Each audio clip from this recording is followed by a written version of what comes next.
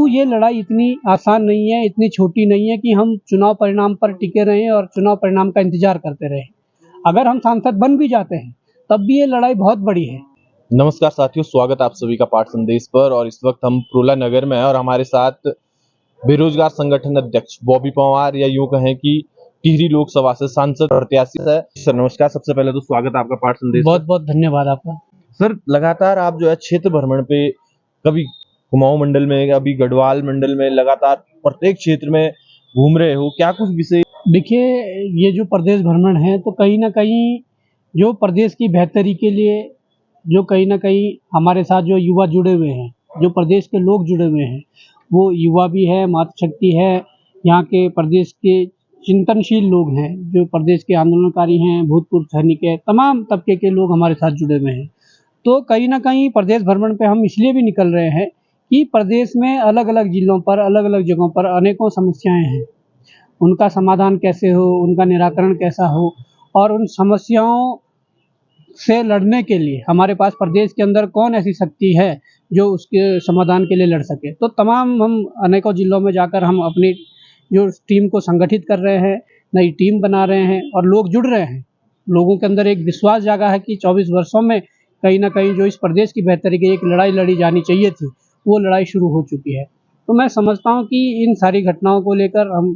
लगातार क्षेत्र भ्रमण में हैं, प्रदेश भ्रमण में हैं, तो लोगों का भरपूर प्यार मिल रहा है, सहयोग मिल रहा है। लोगों की ये समस्या है कि इस उत्तराखंड में चाहे वो जल, जंगल, ज़मीन की लड़ाई हो, चाहे यहाँ पर शिक्षा को बेहतर करने की बात हो, या स्वास्थ्य को सुविधाओं को बेहतर करने की बात हो, या यहाँ रोज़गार की बात हो, पलायन की बात हो, तमाम इन बातों पर, इन विषयों पर चर्चाएँ हो रही है, चिंतन हो रहे हैं। तो कहीं न कहीं मुझे लगता है कि अब आचार संहिता हटने के बाद इन सभी मुद्दों पर एकजुट और एकमुठ होकर प्रदेश भर के तमाम वो साथी जो प्रदेश की बेहतरी के लिए काम करना चाहते हैं, वो एक होंगे और इसके लिए लड़ेंगे।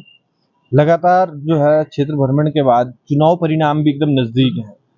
कहीं ना कहीं जितने भी लोग हैं, चर्चाएं हो रही है, कौन कहां से किस तरीके से आगे पीछे, आप किस तरीके से इसको देख रहे हैं? नहीं, देखिए, चुनाव के नतीजे 4 तारीख को है और कहीं न कहीं अब सभी प्रत्याशियों की जो किस्मत है वो ईवीएम में कैद है। अब 4 तारीख को जो भी परिणाम रहेंगे, अब तो उसी परिणामों को जो जनता ने आशीर्वाद दिया है, जनता जनार्दन ने जो आशीर्वाद दिया है, उस आशीर्वाद को प्रसाद स्वरूप ग्रहण करके उसे आगे की जो हमारी लड़ाई है, आगे का जो संघर्ष है वो किया जाएगा। अगर हमारे पक्ष में मतदान रहता है, मतगणना जो होगी वो हमारे पक्ष में अगर रहता है, तो कहीं न कहीं हम जिन मुद्दों पर लड़ रहे हैं, उन मुद्दों को मजबूती मिलेगी और हमारा एक दायरा बढ़ेगा, जिससे कि सभी लोगों को आसानी होगी। इस प्रदेश के अंदर जो इस प्रदेश की बेहतरी के लिए लड़ाई लड़ने वाले लोग हैं, उनके लिए आसानी होगी। बाकी अगर हमारे पक्ष में भी नहीं रहता है,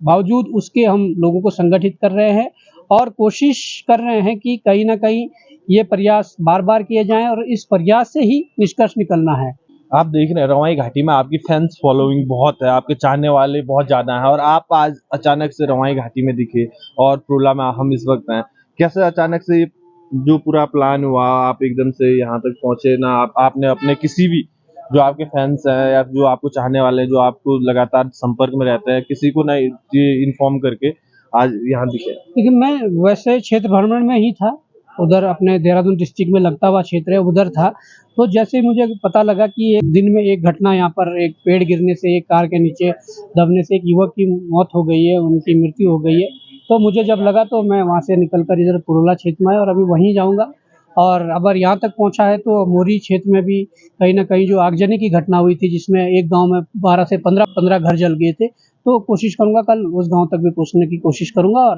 कहीं न कहीं पीड़ित जो परिवार है, उनके ढाँढस बाँधने के लिए हम वहाँ पर जाएँगे और हिम्मत देने के लिए वहाँ पर जाएँगे। चुनाव परिणाम के बाद सर, क्या ये क्षेत्र में जो भ्रमण है लोगों से, जो इस तरीके, इसमें क्या और गति, मुझे लग रहा है कि इसमें और गति देखने को मिलने वाली है? नहीं, देखिए, चुनाव तो जो होना था हो गया। अब जो प्यार परिणाम मिला के बाद होगा, जो मिला होगा, और वो 4 तारीख को पता लग जाएगा। परंतु ये लड़ाई इतनी आसान नहीं है, इतनी छोटी नहीं है कि हम चुनाव परिणाम पर टिके रहें और चुनाव परिणाम का इंतज़ार करते रहें।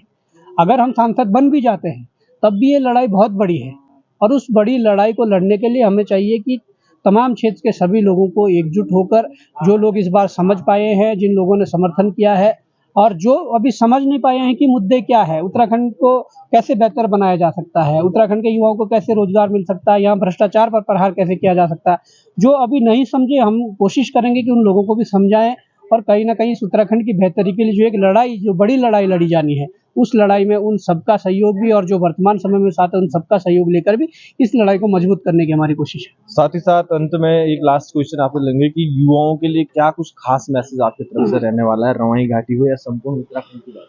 देखिए, मैं युवाओं से यही कहना चाहता हूँ कि जिस प्रकार की जो स्थिति अभी प्रदेश के अंदर बनी हुई है, वो चाहे पलायन की मार ये प्रदेश झेल रहा हो, वो चाहे रोजगार ना मिल रहा हो, या भ्रष्टाचार हो रहा हो, या युवाओं के नशे की ओर जो जाने की प्रवृत्ति है वो ज़्यादा ही बढ़ गई है। तो मैं ये कहना चाहता हूँ कि युवाओं के लिए हम अगर आगे यहाँ पर आए हैं,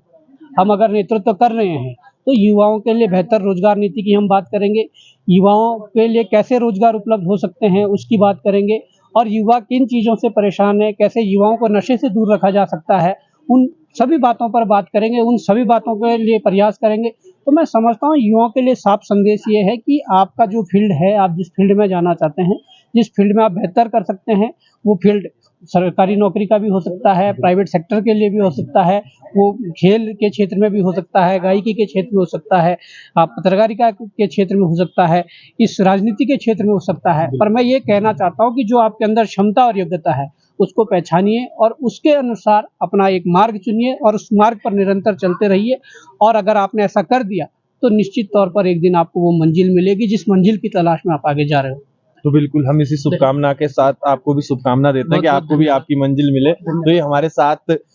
एक ऐसे युवा जिन्होंने युवाओं के प्रति एक ऐसी ऊर्जा युवाओं के अंदर भरी है कि जो आज क्षेत्र में एक मिसाल बनी है और कहीं ना कहीं लगातार क्षेत्र भ्रमण कर रहे हैं और क्षेत्र की पीड़ाओं के लिए जो है कार्य कर रहे हैं। किसी भी इस पे देखिए आपकी युवाओं के लिए हर लड़ाई जो है लड़ने का काम कर रहे हैं। तो साथ ही बने रहिएगा पाठ संदेश के साथ। तो ये हमारे आज के खास मेहमान थे बॉबी पंवार जी। धन्यवाद।